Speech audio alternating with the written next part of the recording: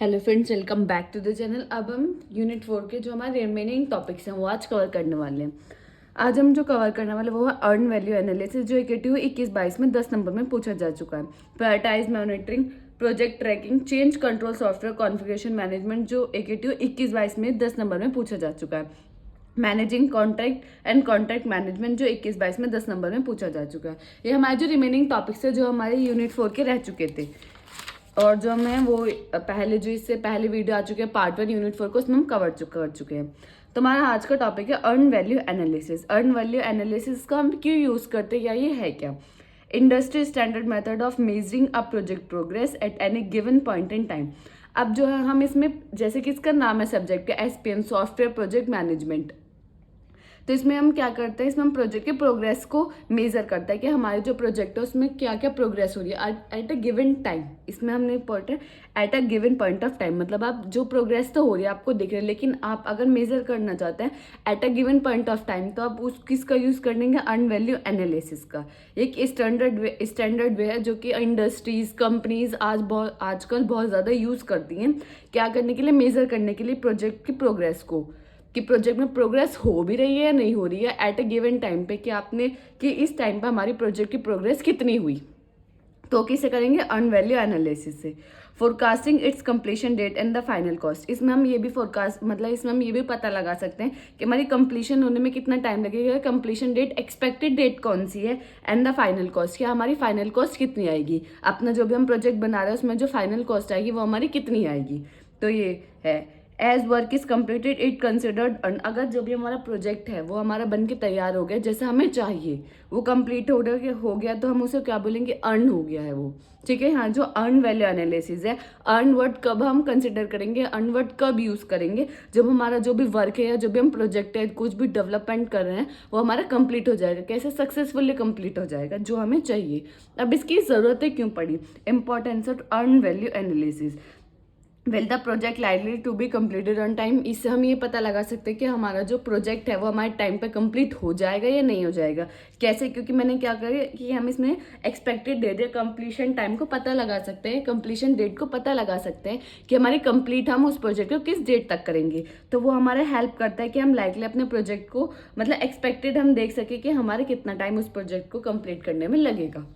Eight the end of the project, जब हमारा project complete हो जाएगा एंड में, it is likely that the cost will be less than, equal to और greater than और original estimate, मतलब कि जो भी हमारा कॉस्ट का पूरा एस्टिमेट है वो हमारा ज़्यादा आया है, कम आया है, या जो हमारा एस्टिमेट था उसके अकॉर्डिंग ही आया, और बजट तो नहीं हो गया। तो ये सब चीज़ें हमारी हेल्प करती है। अर्न वैल्यू एनालिसिस के थ्रू हम ये सब चीज़ें अपनी पता लगा सकते हैं कि हमारी कॉस्ट कम है, इक्वल टू है, ग्रेटर देन है, या ओरिजिनल जो हमारा एस्टिमेट बैठा था उतनी ही हमारी कॉस्ट लगी है।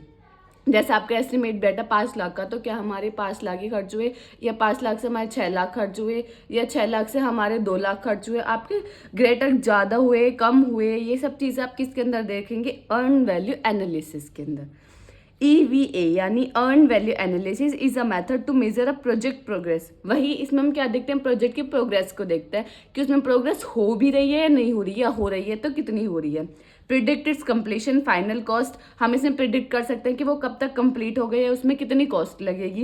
Analyse difference in schedule and budget, हम इसमें शेड्यूलिंग कर सकते हैं, शेड्यूल कर सकते हैं कि अपने प्रोजेक्ट को हमें इतने टाइम में करना है, इतने शेड्यूल में इतना पार्ट हमें अपने प्रोजेक्ट को कंप्लीट करना है। एंड बजट वही कॉस्ट की बात है कि आपकी कॉस्ट कितनी लगेगी, जो आपका ओरिजिनल एस्टिमेट है उतनी लग रही है, ज़्यादा लग रही है, कम लग रही है, तो वो आप किससे पता लगा सकते हैं? अर्न वैल्यू एनालिसिस से। Compare plan work with the actual work completed to see if the project is on track और नॉट, हम ये देख सकते हैं कि जो हमारा प्लान प्रोजेक्ट है, जो हमारा एक्चुअल प्रोग्रेस चल रही है, या जो हम उससे हम कंपेयर कर सकते हैं अपना फाइनल को, कि जो हम बना रहे हैं वो हमारे फाइनल प्रोजेक्ट से, फाइनल प्लान वर्क से वो मैच कर भी रहा है या नहीं कर रहा है, या वो अपना ट्रैक पे है या नहीं है। हम उसमें पता लगा सकते हैं अपने प्रोजेक्ट को कि प्रोजेक्ट हमारा सही प्रोग्रेस कर रहा है, सही चल रहा है, जैसे हम उसमें काम करवा रहे हैं, हम उसमें काम कर रहे हैं, वो हम करेक्टली कर रहे हैं या नहीं कर रहे हैं, या जो हमारा फाइनल आउटपुट है वो हमें मिल पाएगा या नहीं मिल पाएगा। तो किसमें पता लगा सकते हैं? Earn value analysis. ये जो है अर्न वैल्यू एनालिसिस, ये बहुत इंपॉर्टेंट रोल प्ले करता है हमारा सॉफ्टवेयर प्रोजेक्ट मैनेजमेंट के अंदर। यानी हमारी जो मैक्सिमम कंपनीज हैं वो बहुत ज़्यादा इसको यूज़ करती हैं। वो आपको पता चल गया होगा किस लिए यूज़ करती हैं।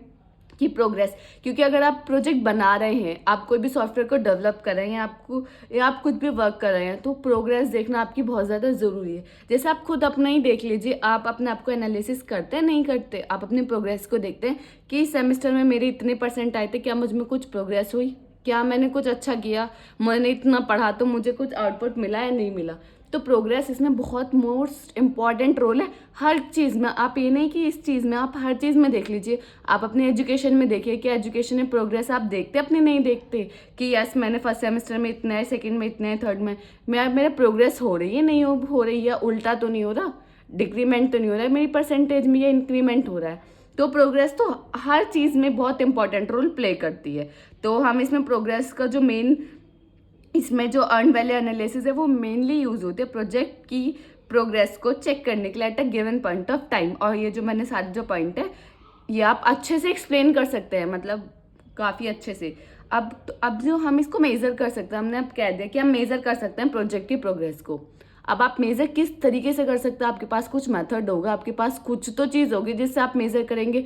या ऐसा थर्मामीटर तो है नहीं कि आप लगा देंगे आपको मेज़र कर कि आपको पता चल जाएगा हाँ इतना टेम्परेचर है, ये कुछ इस टाइप का तो है नहीं। तो इसको मेज़र करने के लिए आपके पास 3 वैल्यूज़ है। पहली होती है मैंने प्लान वैल्यूज़, दूसरी होती है एक्चुअल कॉस्ट, फिर होती है अर्न वैल्यू। कुछ आपको नाम से भी समझ आ रहा होगा कि हाँ ये एक्चुअली है क्या। पहले है प्लान वैल्यू। प्लान वैल्यू आपके जैसे इसके नाम से समझ आ रहा है कि हमने कुछ प्लानिंग की है। वैल्यू से मतलब यहाँ कॉस्ट है, कॉस्ट से कि हमने कुछ प्लानिंग की है अपनी कॉस्ट को लेकर कि हमारी एस्टिमेट हमारा इतना बैठेगा, तो वही सब आता है प्लान वैल्यू में। Budget and cost for the work schedule to be done, कि अपना बजट करना अपनी कॉस्ट का जब तक हमारा काम कंप्लीट होगा। Portion of the project budget plan to be spend at given point of time, कि हम अपना कौन से प्रोजेक्ट को कितना टाइम दे, मतलब कौन से प्रोजेक्ट जो भी हमारा टोटल प्रोजेक्ट है उसके कौन से पोर्शन को हमें ज़्यादा टाइम देना चाहिए। तो किसके अंदर आता है, प्लान वैल्यू के अंदर। आपको कुछ प्लानिंग करनी है अपने प्रोजेक्ट को लेकर, सिंपल यही आप समझिए। नेक्स्ट हमारा एक्चुअल कॉस्ट। अब एक्चुअल कॉस्ट क्या होती है, एक्चुअल आपको पता चला कि जो हमारी मनी स्पेंड हुआ है वही हमारी एक्चुअल कॉस्ट है। तो एक्चुअल कॉस्ट कहता है money spend for the work accomplished, तो जो हमारा वर्क कंप्लीट होने में जो भी हमारी कॉस्ट लगी है वो हमारी होती है actual cost. Total cost in current up to a specific point in a time, कि टोटल कॉस्ट हमारी कितनी होगी। एक्चुअल कॉस्ट आप ये देखिए कि मैं आपसे पूछूं क्या एक्चुअल कॉस्ट आपके इस प्रोडक्ट की है क्या, इस पेन की एक्चुअल कॉस्ट क्या है, तो एक्चुअल कॉस्ट आप किस तरीके से बताएंगे कि आपने इस पेन को लेने के लिए कितना मनी स्पेंड किया है, कि ये मैंने 10 रुपये में खरीदा है शॉप पे से जाके, तो इसकी एक्चुअल कॉस्ट क्या है 10 रुपीज़, जो आपने खुद से स्पेंड किया उस पर मनी, वो हमारी एक्चुअल कॉस्ट हो गई। अर्न कॉस्ट, अर्न जो आपने चीज़ अर्न की हो, जैसे कि अब जैसे पेन जो है ये इसकी कॉस्ट कितनी हम बताएं, जो हमने लिया 10 रुपये में लिया, लेकिन जो हमारे जो आपने जहाँ से सेल इसको लिया है वो शॉपकीपर से, उनको क्या ये 10 रुपये में पड़ा होगा, नहीं, तो उन्होंने शायद ये 8 रुपये में पड़ा हो, 9 रुपये में पड़ा हो। अगर वो 9 रुपये में पड़ा तो उन्होंने कितना अर्न किया इससे, 1 रुपया। आपने 1000 पेन बेचे तो आपने कितना अर्न किया, 1000 रुपये। इसी तरीके से अर्न वैल्यू है। Earn value percentage of the total budget actually completed at a given point of time, की परसेंटेज कितना है टोटल बजट में से जो आपने कंप्लीट कर चुके हैं गिवन पॉइंट ऑफ टाइम पे। ठीक है, अब calculation using earn value data. अब हमारे पास अर्न वैल्यू का डेटा हमें प्रोवाइड हो गया है, तो आप उससे कुछ कैलकुलेशन कर सकते हैं। जैसे कि पहला आता है कोस्ट वेरिएंस। कोस्ट वेरिएंस की जरूरत क्यों पड़ी है, कोस्ट वेरिएंस है क्या। Cost variance help us to understand whether we are under और ओवर बजट। आप अंडर बजट है या ओवर बजट है। कोस्ट वेरिएंस हमारे किस चीज़ के लिए यूज होता है, कॉस्ट को एस्टिमेट करने के लिए कि आप अंडर बजट है ओवर बजट, कितना मनी आपने स्पेंड किया। ऐसा तो नहीं है कि आपका प्रोजेक्ट कंप्लीट ही नहीं हुआ और वो ओवर बजट चला गया है, ये अंडर बजट है, ऐसा तो नहीं है। तो ये सब चीज़ आप किससे कैलकुलेट करेंगे, कोस्ट वेरिएंस से। कोस्ट वेरिएंस का फॉर्मूला क्या है, cost variance equal to EV minus AC. EV मतलब earn value minus actual value. Simple, आपको कोस्ट को एस्टिमेट करना है तो कोस्ट वेरिएंस का क्या फॉर्मूला है, EV minus AC, earn value minus actual cost. ठीक है। शेड्यूल वेरिएंस, शेड्यूल वेरिएंस हमारा help us to understand whether we are behind और अहेड ऑफ शेड्यूल, कि हम शेड्यूल के बिहाइंड है या अहेड है, उसको पता लगाने के लिए हम किसका यूज करते हैं, शेड्यूल वेरिएंस का, जिसका formula schedule variance equal to EV minus PV, actual value minus plan value. PV मतलब प्लान वैल्यू। नेक्स्ट है हमारा कोस्ट परफॉर्मेंस इंडेक्स। ये किस चीज़ के लिए यूज़ होता है? मेजर एफिशिएंसी ऑफ स्पेंडिंग, कि आपने कितना स्पेंड कर चुके हैं आप अपना पैसा। तो क्या CPI equal to EV upon AC, earn value upon actual cost. ठीक है, ये आपको मतलब फॉर्मूले याद होने ही चाहिए। इस पे जो हमारा पिछले साल 22-23 में पेपर हुआ था 10 नंबर में, इससे क्वेश्चन सीधा न्यूमेरिकल ही पूछा गया था। नेक्स्ट है schedule performance index. Schedule performance index ये हमारे यूज़ होता है measure efficiency of a schedule, कि आपके जो शेड्यूल है उसकी एफिशिएंसी को मेजर करने के लिए। उसका फॉर्मूला होता है SPI, मतलब schedule performance index equal to EV earn value upon plan value. तो ये हमारे कुछ फॉर्मूलाज हैं जिससे हमारा डायरेक्ट क्वेश्चन आ सकता है या आया हुआ है 22-23 में। अब by analyzing these earn value matrix you can identify area where you may be over और अंडर बजट एंड बिहाइंड और अहेड ऑफ शेड्यूल। इन सब का यूज़ करके आप क्या मतलब इसका एम क्या है, आप ये जो कैलकुलेशन कर रहे हैं किस चीज़ के लिए कर रहे हैं या आप इस चीज़ के लिए कर रहे हैं कि आप ये आइडेंटिफाई कर पाएँ कि आपका जो बजट है वो ओवर है बजट है या अंडर बजट है, या आप शेड्यूल के बिहाइंड है या अहेड है। This information help us to make informed decision and take correct action to keep the project on track. हम इसमें इंफॉर्मेशन की हेल्प से हम क्या कर सकते हैं, कोई भी डिसीजन ले सकते हैं कि कोई भी मतलब डिसीजन ले सकते हैं जो भी हमारे प्रोजेक्ट के लिए अच्छा है। इन सब चीज़ों को देखकर कि हमारा ओवर बजट हो रहा है तो हम ले सकते हैं कि हम क्या डिसीजन लेंगे कि नहीं आप रोक दीजिए, हमें ये प्रोजेक्ट कंप्लीट नहीं करना है, या आप जहाँ आपने बहुत ज़्यादा स्पेंड किया है मनी आप उसको कम करेंगे। तो ये सब चीज़ें आप डिसीजन ले सकते हैं इन सब चीज़ों की हेल्प से, और आप क्या कर सकते हैं कोई भी प्रोजेक्ट को, अपना जो प्रोजेक्ट है उसको ट्रैक पे ला सकते हैं। नेक्स्ट है हमारा जो 22-23 में 10 नंबर में न्यूमेरिकल आया है, डिस्कस अर्न वैल्यू एनालिसिस। आपको क्या बताना है? Earn value analysis and compute estimate and completion. क्या कंप्यूट करना आपको? Estimation, completion and variance. At completion if इसमें कंडीशन की इफ बोथ SPI यानी schedule performance index and CPI मतलब कॉस्ट परफॉर्मेंस इंडेक्स इन्फ्लुएंस कर रहे हैं वो प्रोजेक्ट के वर्क को। When given variables are, given variables ये हैं जो हमारी ये इफ कंडीशन है, ये हमारी यूज होगी अर्न वैल्यू एनालिसिस को फाइंड करने के लिए। अर्न वैल्यू एनालिसिस के लिए हमें क्या, इफ बोथ SPI मतलब schedule performance index and CPI cost performance index को वो इन्फ्लुएंस करें हमारे प्रोजेक्ट के वर्क को, तो हमारा जो फॉर्मूला बनेगा वो हमारी बनेगी एक्चुअल कॉस्ट जो हमारी मनी स्पेंड हुआ है plus BAC minus EV upon CPI into SPI। ये हमारा इसका फॉर्मूला बनेगा। ये अब ये मतलब ये हमारी इसमें कंडीशन गिवन है कि हाँ ये आपकी या मतलब इस क्वेश्चन को करने के लिए या फिर कंडीशन है इसको अर्न वैल्यू एनालिसिस को कंप्यूट करने के लिए। तो पहला हमारा होता है हम आपको क्या फाइंड करना है? SPI। तो SPI का सिंपल फॉर्मूला है शेड्यूल परफॉर्मेंस इंडेक्स का, क्योंकि आपको पहले शेड्यूल परफॉर्मेंस इंडेक्स पता होना चाहिए, उसके बाद ही तो आप कुछ कर सकते हैं। शेड्यूल क्योंकि इसने बहुत SPI एंड CPI भी आपको फाइंड करना है, अर्न वैल्यू एनालिसिस भी, और compute the completion and variance भी आपको ये सब फाइंड करना है। इन सबको cost, variance, schedule, performance in सब का यूज करके आपको सिंपल फाइंड करना है। SPI equal to EV upon PV। EV मतलब earn value upon plan value. Earn value कितनी है? ये रही 13000 अपॉन PV प्लान वैल्यू 14000। इनको 3 0 से 3 0 कैंसिल, 13 अपॉन 14 को डिवाइड करा 0.87 आया हमारा शेड्यूल परफॉर्मेंस इंडेक्स। अब इससे हमारा क्या पता चलता है कि schedule performance index less than 1 है, तो इसका मतलब क्या है? प्रोजेक्ट बिहाइंड द शेड्यूल है। अगर ग्रेटर देन 1 होता तो अहेड द शेड्यूल होता, अगर लेस देन 1 है तो क्या होगा? बिहाइंड द शेड्यूल होगा।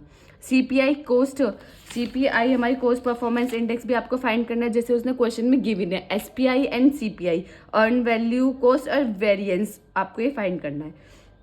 अब ये जो आप कभी ये सोचे ये BAC क्या है? बजट एट कंप्लीशन है ये, कि आपका कितना बजट है माइनस आपने कितना अर्न किया अपॉन CPI यानी कॉस्ट परफॉर्मेंस इंडेक्स की मल्टीप्लाई करेंगे शेड्यूल परफॉर्मेंस इंडेक्स की हमारी एफिशिएंसी कितनी है उसको मेजर करने के लिए। ठीक है, फिर हमारे क्या आता है CPI। जैसे इसने क्वेश्चन में बोला, क्या बोला? Both SPI and CPI। वो SPI आपने निकाला, ठीक है। अब क्या बोला है? CPI निकालेंगे। CPI का फॉर्मूला क्या है? EV upon AC earn value upon actual cost.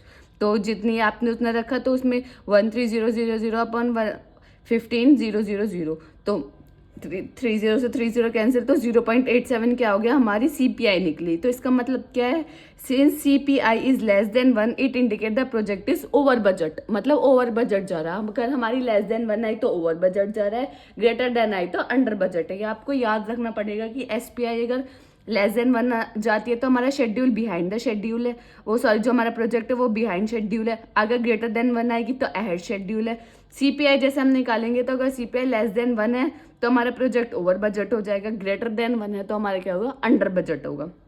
अब अर्न वैल्यू जो हमारा, फिर हमें क्या निकालना, earn value analysis. Earn value analysis का हमारी कंडीशन गिवन है, हमने कंडीशन के अकॉर्डिंग फॉर्मूला, आपको याद रखना कि अगर कभी भी एक कंडीशन गिवन होती है तो उसका फॉर्मूला ये होता है। इसमें सब में वैल्यूज रखी, एक्चुअल कॉस्ट, ये जो सब है हमें गिवन है, इसको निकाला तो हमारे ये आंसर आ गया, सिंपल। फिर है हमारा, इसने क्या बोला है, कंप्यूट कंप्लीशन इन वेरिएंस। आपको क्या बताना है, वेरिएंस बताना है, तो VAC हमने इसमें फाइंड किया है, ठीक है, वेरिएशन एट कंप्लीशन। तो इसका हमारा फॉर्मूला होता है BAC माइनस EAC। BAC क्या है, हमारा बजट एट कंप्लीशन। EAC जो हमने अभी निकाला है, ठीक है, EAC तो हमने निकाला है, अर्न वैल्यू एनालिसिस।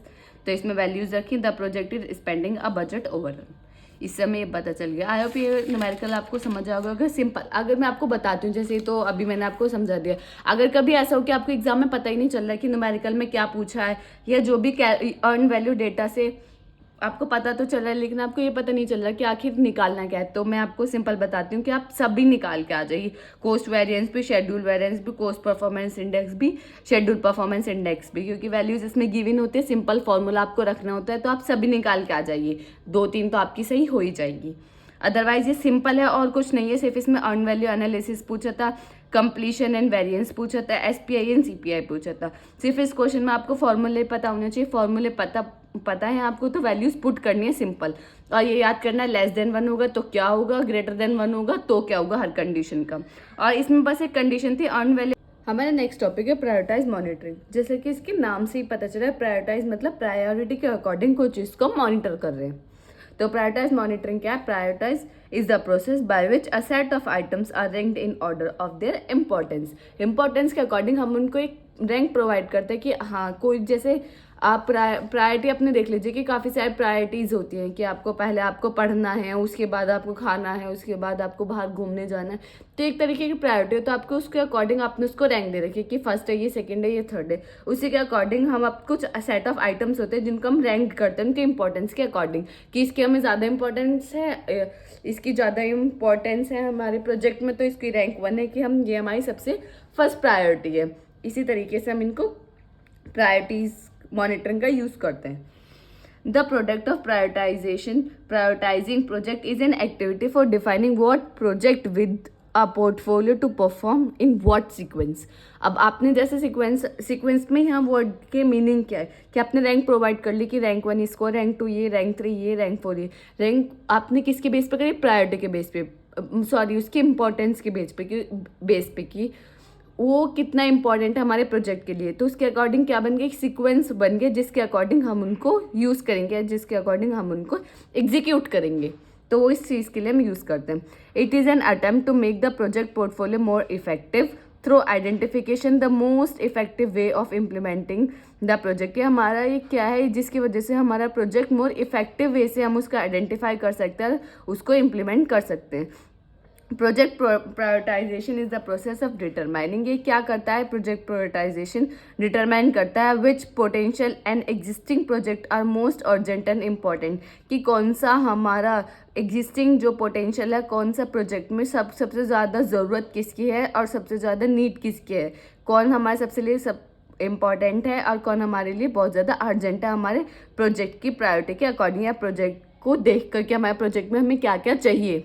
ठीक है, अब जैसे कोई भी आप एग्जाम्पल ले लीजिए, आपको वेबसाइट बनानी है तो आपको आपकी प्रायोरिटीज़ क्या है। आपकी प्रायोरिटीज़ पहले ये है कि आपको एम्प्लॉयज़ चाहिए जिनको जो आपको front end developer, back end developer. Back end developer से पहले आपको क्या चाहिए, पहले फ्रंट एंड डेवलपर चाहिए कि उसको पहले फ्रंट एंड हमें बनाना है उसका। तो आपकी इंपॉर्टेंस ये क्या है, उसकी प्रायोरिटी है कि आपको वेबसाइट बनानी है तो उसको पहले रिक्वायरमेंट, स्पेसिफिकेशन, वही सब।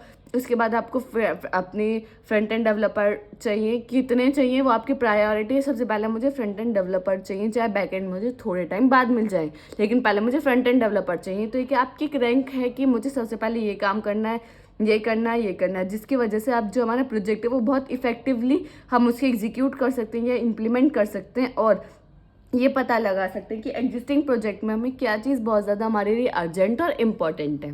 ठीक है। अब different priorities that help in deciding level of monitoring. जैसे कि पहले होता है क्रिटिकल पाथ एक्टिविटी। ये हमारी डिफरेंट प्रायोरिटीज मेथड्स है जिसमें हम कुछ लेवल ऑफ मॉनिटरिंग कर सकते हैं, डिसाइड कर सकते हैं प्रायोरिटी किसी भी प्रोजेक्ट की। पहला आता है critical path activity. Critical path activity क्या है? Any delay in an activity. अगर कोई भी एक्टिविटी में हम कोई भी डिले करते हैं on the critical path will cause a delay in the completion date for the project. आप किसी भी तरीके का डिले करेंगे अपने प्रोजेक्ट को बनाने के लिए, जैसे कि आपको 15 डेज में आपको अपना प्रोजेक्ट कंप्लीट करना है, तो क्या कर रहे हैं आपने बीच बीच में क्या ले रहे हैं? छुट्टियां ले रहे हैं, कहीं बाहर जा रहे हैं, आपका मन नहीं कर रहा तो आप उस पर वर्क नहीं कर रहे हैं, तो क्या एक तरीके से क्या है? डिले है। क्या आप डिले कर रहे हैं? तो डिले कर रहे हैं तो क्या वो 15 डेज में कंप्लीट हो जाएगा? नहीं, वो 15 डेज में कंप्लीट हो ही नहीं पाएगा। तो ये क्या, अगर आप किसी भी तरीके का अपनी एक्टिविटी में डिले कर रहे हैं तो वो हमारी कंप्लीशन डेट तक प्रोजेक्ट कंप्लीट नहीं होगा।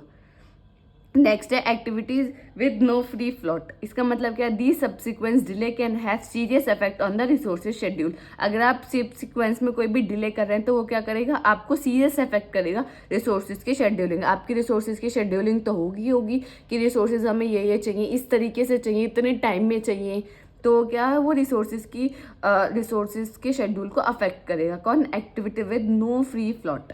नेक्स्ट है हाई रिस्क एक्टिविटीज। वही हाई रिस्क एक्टिविटीज का मतलब क्या है? Those activity which have high estimation during variance. जो हमारा बहुत एस्टिमेट करेंगे, जिनको बहुत ज़्यादा हाई टाइम लगेगा उनको कंप्लीट करने के लिए, उनका हमें हाई रिस्क होता है। या जो भी कॉम्प्लेक्स चीज, रिस्क कहाँ होता है? रिस्क बेसिकली वहाँ होता है जहाँ प्रोजेक्ट के अंदर जहाँ आपको कॉम्प्लेक्सिटी पता चले कि यहाँ ये चीज़ सबसे ज़्यादा कॉम्प्लेक्स है, आपको यहाँ बहुत ज़्यादा रिस्क है किस चीज़ के एरर आने की। तो वहाँ हाई रिस्क एक्टिविटीज़ वो एक्टिविटीज़ होती हैं जहाँ हमारे कॉम्प्लेक्सिटी ज़्यादा होती है, ये जहाँ हमें रहता है कि ये चीज़ कंप्लीट हो भी पाएगी या नहीं हो पाएगी। तो वहाँ होता है हमारा हाई रिस्क एक्टिविटीज़, या जिसमें ड्यूरेशन हम बहुत ज़्यादा टाइम लगा रहे हैं लेकिन हमें ये पता नहीं है वो हो भी पाएगा या नहीं हो पाएगा। ठीक है। नेक्स्ट हमारा प्रोजेक्ट ट्रैकिंग, जिससे जैसे कि इसका नाम बता रहे कि हम प्रोजेक्ट को ट्रैक करते हैं। Project tracking is a project management method. ये क्या है? एक प्रोजेक्ट मैनेजमेंट मेथड है जो हमारा यूज होता है use to track the progress of task in a project. जो हमारा प्रोजेक्ट के टास्क है उनको ट्रैक करने के लिए कि उसमें कुछ प्रोग्रेस हो रही है या नहीं हो रही है, उसके ट्रैक करने के लिए कि किस किस तरीके से हमारा टास्क एग्जीक्यूट हो रहा है, हम उनको ट्रैक करें। अब project manager is a person, आपको मैंने पहले भी बताया कि प्रोजेक्ट मैनेजर एक ऐसा पर्सन होता है जो हमारे पूरे प्रोजेक्ट के लिए रेस्पॉन्सिबल होता है। उसको इनिशियलाइज मतलब स्टार्ट करने के लिए, उसकी प्लानिंग करने के लिए, डिज़ाइन करने के लिए, एग्जीक्यूट करने के लिए, मॉनिटर करने के लिए, कंट्रोल करने के लिए कौन रेस्पॉन्सिबल होता है? Project manager. A time tracking report help the team to see how much time overall is spent। जो हमारा प्रोजेक्ट ट्रैकिंग है ये हमारा यूज़ होता है कि जो हमारी टीम है, प्रोजेक्ट टीम है, वो ये पता लगा पाए कि हम कितना टाइम स्पेंड कर रहे हैं अपनी इस प्रोजेक्ट पे। How much time overall is spend, या हमारे कितना टाइम स्पेंड हो चुका है। मतलब कि आप एट द टाइम, इस टाइम पे आप देखना चाहते हैं कि हमारे प्रोजेक्ट पे हमने कितना टाइम स्पेंड कर चुके हैं, तो आप किसके थ्रू देखेंगे? प्रोजेक्ट ट्रैकिंग की।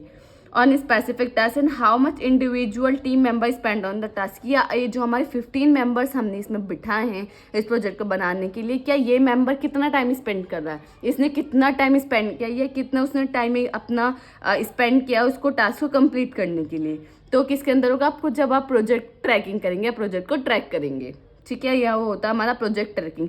ये बहुत इंपॉर्टेंट होता है, बहुत इंपॉर्टेंट रोल प्ले करता है हमारे प्रोजेक्ट को एग्जीक्यूट करने के लिए कि हमारा प्रोजेक्ट है वो बहुत एफिशिएंटली है, जो हम चाहते हैं वो हमें डिजायर्ड आउटपुट उसमें मिल जाए। नेक्स्ट आता है हमारा सॉफ्टवेयर कॉन्फ़िगरेशन मैनेजमेंट। ये काफ़ी इंपॉर्टेंट है, ये पिछले साल 2021-22 में 10 नंबर में पूछा गया है। तो सॉफ्टवेयर कॉन्फ़िगरेशन मैनेजमेंट होता क्या है? Software configuration management is one of the foundation of software engineering. ये क्या है? एक फाउंडेशन है किसकी? सॉफ्टवेयर इंजीनियरिंग की। It is use to track and manage the emerging product and its version. जो ये हमारा यूज़ होता है ट्रैक करने के लिए और मैनेज करने के लिए, हम जो प्रोजेक्ट मतलब जो प्रोजेक्ट के अंदर वर्जन या उसको कोई भी प्रोडक्ट यूज़ कर रहे हैं उनको ट्रैक और मैनेज करने के लिए हम किसका यूज़ करते हैं? सॉफ्टवेयर कॉन्फ़िगरेशन मैनेजमेंट का। ये क्या है? ये एक फाउंडेशन है हमारी सॉफ्टवेयर इंजीनियरिंग की। सॉफ्टवेयर इंजीनियरिंग जैसे आप पढ़ रहे होंगे 6 सेमेस्टर में, सॉफ्टवेयर इंजीनियरिंग आपका एक पूरा सब्जेक्ट है, तो इसी तरीके से ये क्या है? सॉफ्टवेयर कॉन्फ़िगरेशन मैनेजमेंट फाउंडेशन है हमारी सॉफ्टवेयर इंजीनियरिंग की।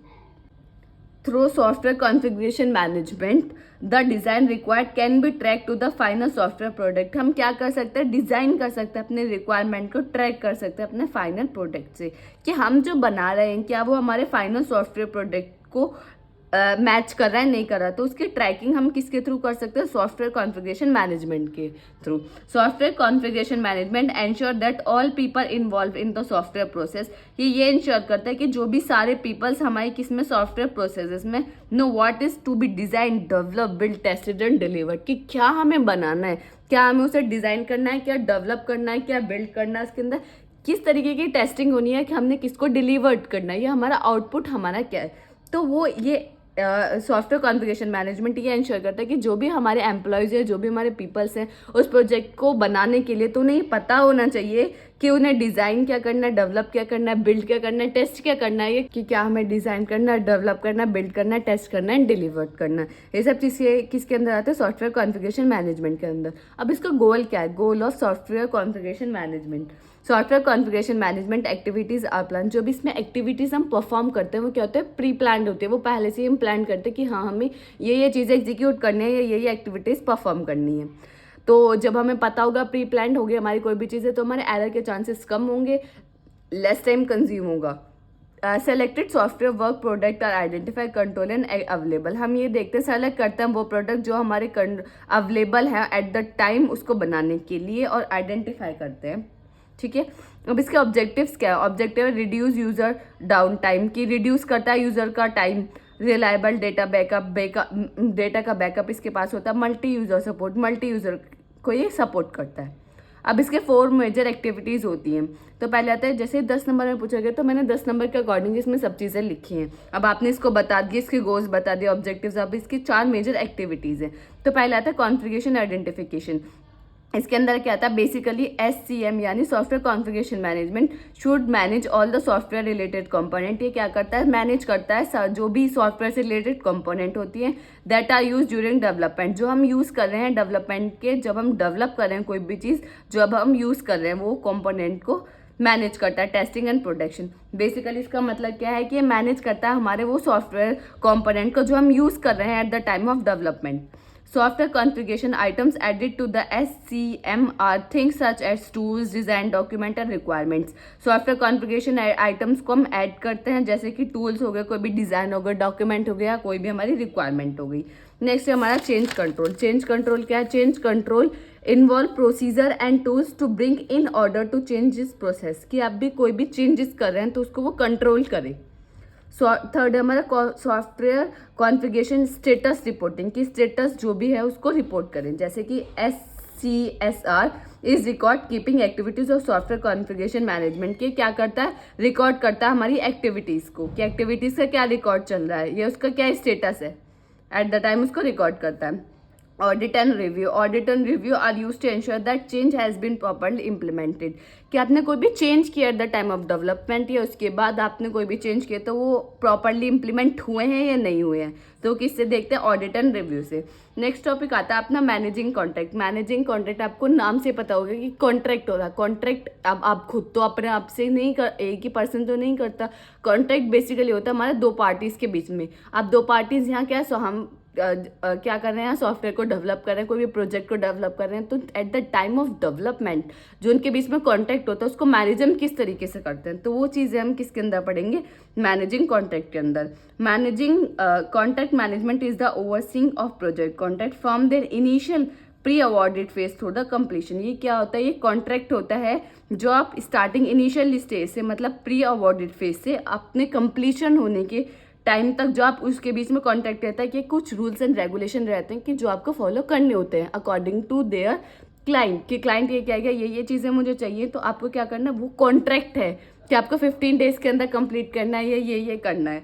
तो क्या प्री अवॉर्डेड फेज से कंप्लीशन के बीच का सारा जो टाइम आता है उसके अंदर आपको क्या क्या करना है, या कौन कौन से रूल्स एंड रेगुलेशन आपको फॉलो करना है, तो वो किसके अंदर होता है, कोई भी कॉन्ट्रैक्ट के अंदर लिखे हुए होते हैं जो आपके बीच हुआ होता है।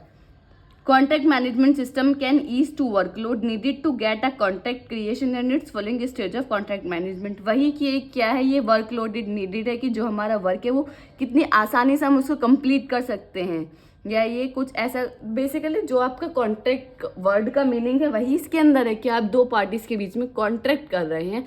कॉन्ट्रैक्ट किस चीज़ का होता है कि आपको 15 डेज के अंदर करना, अगर आपने नहीं किया तो ऐसा हो जाएगा। कुछ रूल्स एंड रेगुलेशंस होते हैं जो हमारी फर्स्ट पार्टीज को फॉलो करना पड़ता है according to their clients. Client के अकॉर्डिंग हमको वो चीज़ फॉलो करनी होती है, तभी तो हम उसको डेवलप करने में इतनी मेहनत करते हैं कि अगर वो क्लाइंट हमें बहुत ज़्यादा टाइम दे देगा कि आपको जब बन जाए आप मुझे जब दे देना, कोई कॉन्ट्रैक्ट नहीं है, तो क्या आप उसमें इतनी मेहनत करेंगे जितनी आप कर पा रहे नहीं। तो हम क्या करेंगे, बहुत उसे बहुत ईजिली ऐसे ही ले लेंगे कि हाँ हम आराम से करेंगे 2-3 महीने में, तो वो होता है कॉन्ट्रैक्ट।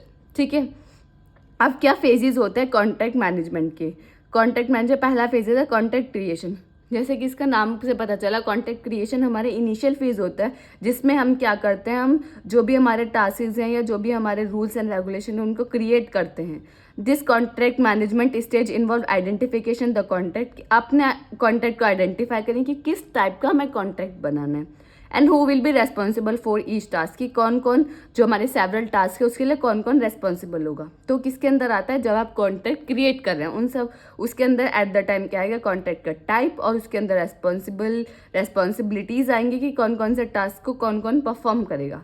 नेक्स्ट है कॉन्ट्रैक्ट नेगोशिएशन। कॉन्ट्रैक्ट नेगोशिएशन का मीन्स क्या है कि नेगोशिएशन हमारा हेल्प करता है trust between the contract of two parties की, जो आपके दोनों के बीच में जो कॉन्ट्रैक्ट हुआ है पार्टीज के बीच में, उसके बीच में जो ट्रस्ट जो हमारा बिल्ड करता है ट्रस्ट, वो कौन करता है, नेगोशिएशन। कॉन्ट्रैक्ट अप्रूवल, और all men have to give approve on the contract specification before the final deal is made. जब तक आपकी फाइनल डील से पहले आपको क्या करना पड़ेगा, उस कॉन्ट्रैक्ट को अप्रूव करना पड़ेगा। जब तक कॉन्ट्रैक्ट अप्रूव नहीं होगा तब तक आप अपने प्रोजेक्ट की स्टार्टिंग नहीं कर सकते हैं। तो फिर है contract finalization, the process of contract sign between the involve parties in the final step to getting the project started.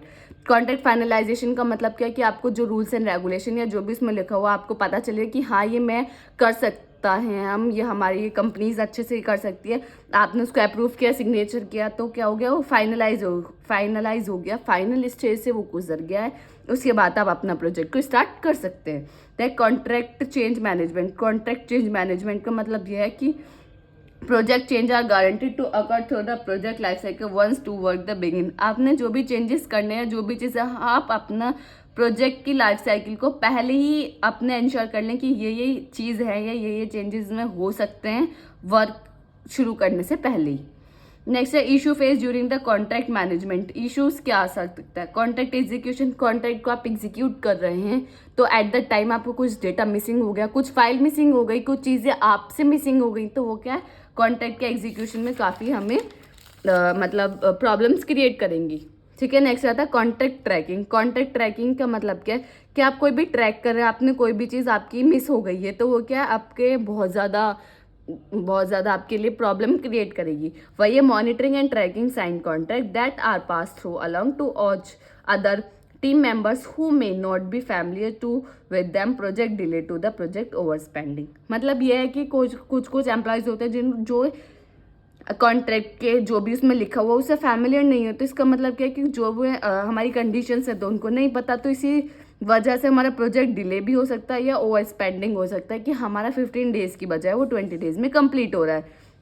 Next हमारा कॉन्ट्रैक्ट रिवीजन। कॉन्ट्रैक्ट रिवीजन में क्या आता है, managing contract changes before and after contract approve is important to project success. कि आप जो भी changes कर रहे हैं उसको स्टार्ट होने से पहले, स्टार्ट होने के बाद, कंप्लीट होने के बाद, स्टार्ट होने से पहले, कंप्लीट होने के बाद जो भी आप अपने प्रोजेक्ट में चेंज कर रहे हैं तो वो बहुत ज़रूरी है उसको अप्रूव कराना।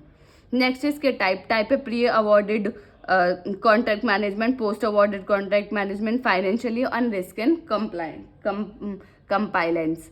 तो प्री अवॉर्डेड क्या है कि आपने पहले डिसाइड कर लिया कि आपकी कॉस्ट इतनी लगेगी या हमें इतने पैसे चाहिए, ये पोस्ट मतलब बाद में। फाइनेंशियल कॉन्ट्रैक्ट कि आपको क्या चाहिए, कैश चाहिए या आप ऑनलाइन पेमेंट करेंगे, क्रेडिट कार्ड से लेंगे या आप कैश लेंगे, वो आप मतलब किस मोड ऑफ पेमेंट आपको किसने बताया था, फाइनेंशियली कॉन्ट्रैक्ट मैनेजमेंट के अंदर क्या क्या रिस्क है, आप उसको किस तरीके से कंपाइल करेंगे, वो सब चीज़ें बताते हैं रिस्क एंड कंपाइलेंस में।